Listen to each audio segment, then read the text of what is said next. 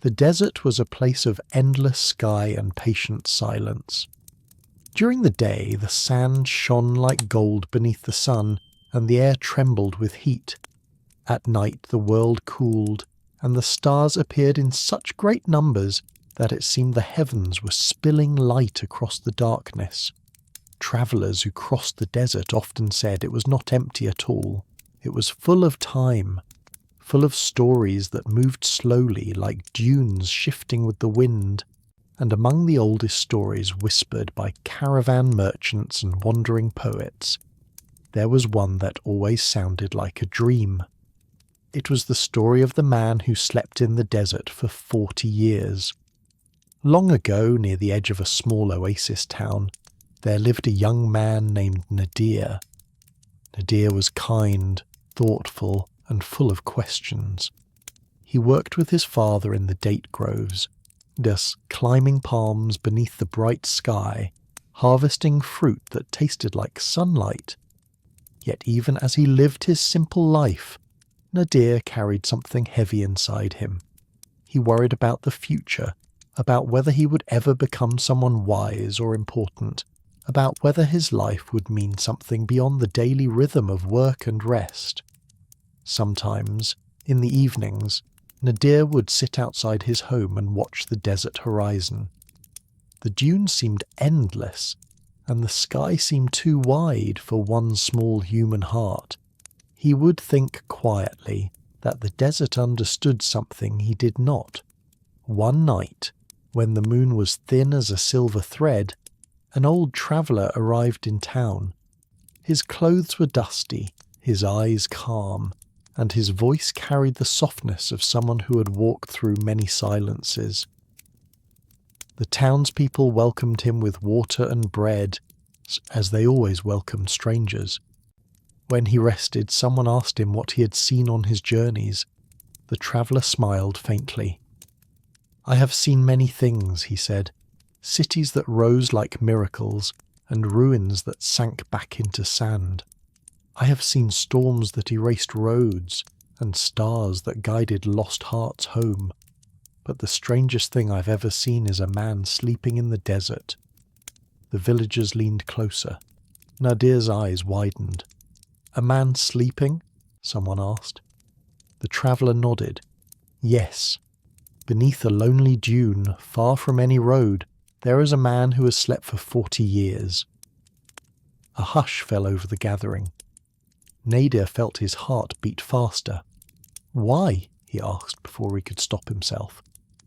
The traveller looked at him kindly. "Some say he sleeps because he is waiting," he replied. "Some say he sleeps because he was too tired to keep carrying his sorrow, and some say he sleeps because he made a promise to the desert itself. No one knows the truth. The desert keeps its secrets well." That night Nadir could not sleep. The traveller's words stirred something deep inside him. A man sleeping for 40 years sounded impossible, like a story meant to teach a lesson. Yet Nadir felt drawn to it, as if the desert were calling his name. The next morning, before the sun grew fierce, Nadir packed a small bag with water, bread and dates. He told his mother he was going to walk near the dunes for fresh air.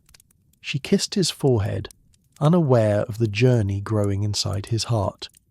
Nadir stepped beyond the town and into the wide desert. At first, the sand felt familiar.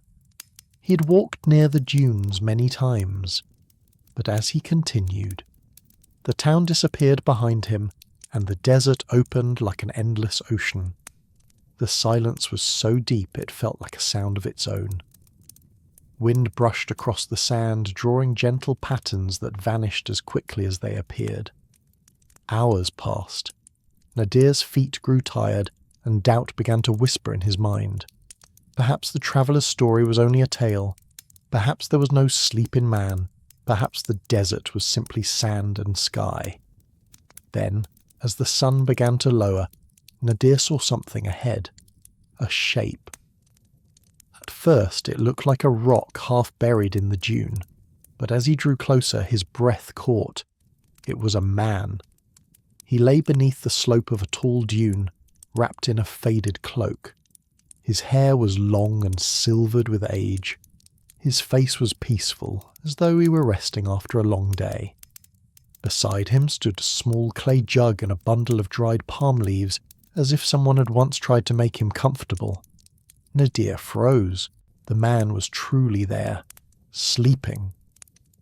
Nadir stepped closer, carefully, as if afraid to disturb the desert's quiet. "Sir," he whispered. The man did not move.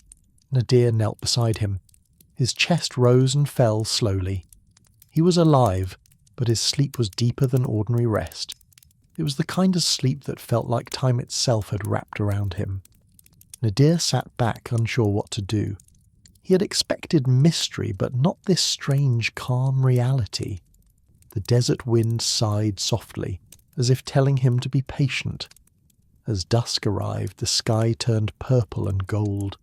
Stars began to appear. Nadir realized he could not leave the man alone in the dark, so he stayed. He built a small fire from twigs he carried, and just enough to warm the night air. He ate a date slowly and watched the sleeping man. Finally, unable to hold his questions inside, Nadir spoke to the silence. "Why are you sleeping?" he murmured. "What are you waiting for?" The sleeping man did not answer, of course. But as Nadir watched, he felt something strange.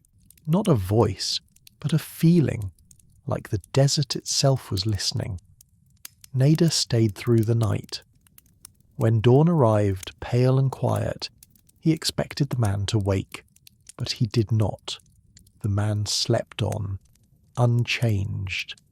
Nadir returned to town that morning, shaken and thoughtful. The villagers noticed the dust on his clothes, the faraway look in his eyes. He told no one what he had found, because the story felt too fragile, like a secret lantern flame. But he could not forget. Days passed and Nadir returned again. He brought fresh water. He left bread beside the sleeping man. Each time the man remained peaceful, untouched by the passing days. Weeks became months. Nadir began to visit often. He would sit beside the dune and speak softly, telling the sleeping man about the town, about the harvest, about the way the sky looked at sunset. He did not know why he did it, only that the silence felt kinder when shared. One evening, after many visits, Nadir noticed something new. The sleeping man's hand rested on the sand, and beneath his fingers tiny desert flowers had begun to grow. Small pale blossoms delicate as whispers. Nadir stared. Life was blooming beside the man who slept. It was as if the desert itself was protecting him, cradling him, turning his stillness into something gentle. Nadir leaned closer. "Who are you?" he whispered, for the first time. The man's lips moved, so faintly that Nadir thought he imagined it. But then, in a voice as dry and soft as wind through sand, the sleeping man spoke. "I am someone who was too tired to run from time." Nadir's breath caught. You can hear me?" The man's eyes didn't open, but his voice continued slow as drifting dunes.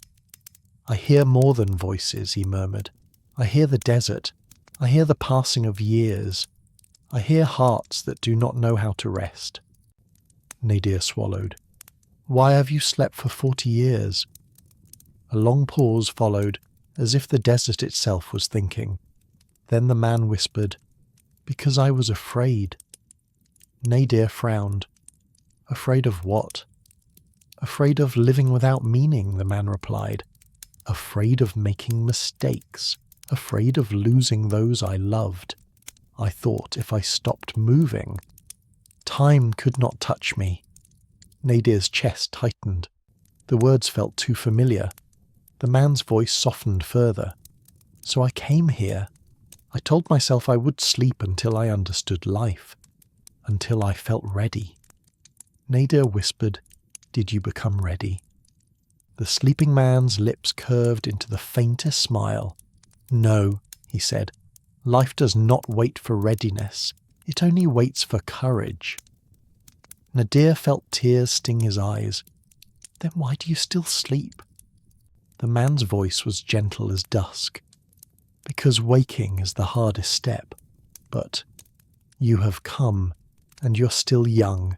You remind me that time is not meant to be escaped." The desert wind moved softly. The tiny flowers trembled. Nadir leaned closer. "What should I do?" The man's whisper was like a lantern flicker. "Do not sleep through your life, child.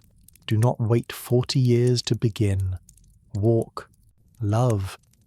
Make mistakes. Rest when you must, but do not hide from living." Nadir's tears fell quietly into the sand. The sleeping man's voice grew even softer. "And tell the desert, thank you. It kept me safe when I could not keep myself safe."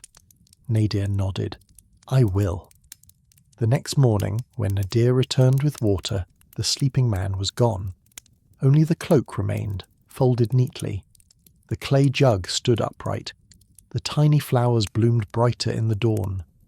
Nadir stood in silence, his heart heavy and light at once.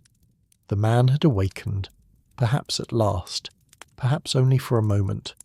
Or perhaps the desert had released him when his lesson was finally spoken. Nadir walked back to town slowly.